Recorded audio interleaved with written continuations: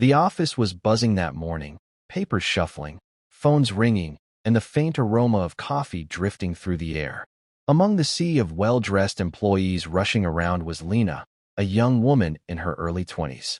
Unlike the others, her suit wasn't pressed, her shoes were worn, and her eyes carried the weight of sleepless nights. She had taken the job as an assistant not because it was her dream, but because it was her only chance to keep a roof over her and her younger brother's heads. She worked tirelessly, skipped lunches, and often stayed late, hoping no one would notice how pale she'd become. But that morning, everyone noticed. As Lena tried to carry a stack of files across the room, her legs wobbled. Before she could call for help, she collapsed onto the marble floor.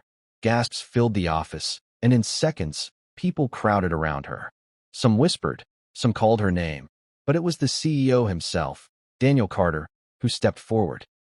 Daniel was known for being sharp, composed, and intimidating, rarely involved in the lives of his employees. Yet, something in Lena's still form pulled him in. He ordered security to call an ambulance and knelt beside her, loosening her collar as he checked her pulse. Her bag, tossed aside during the fall, had spilled open, its contents scattered across the floor.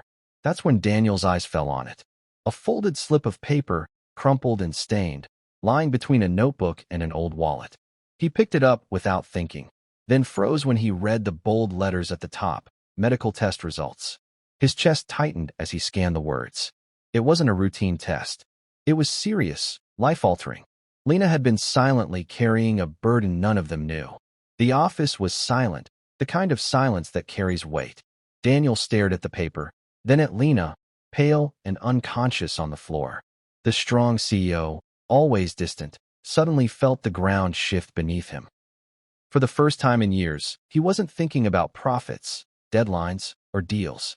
He was thinking about a young woman who showed up every day despite fighting a hidden battle, a woman who had no one to fight it for her.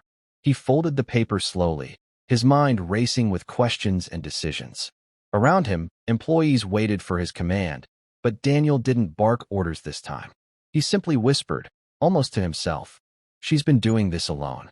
The ambulance siren wailed in the distance, growing closer. Daniel's hand tightened on the test results as if promising something no one else in that room could hear.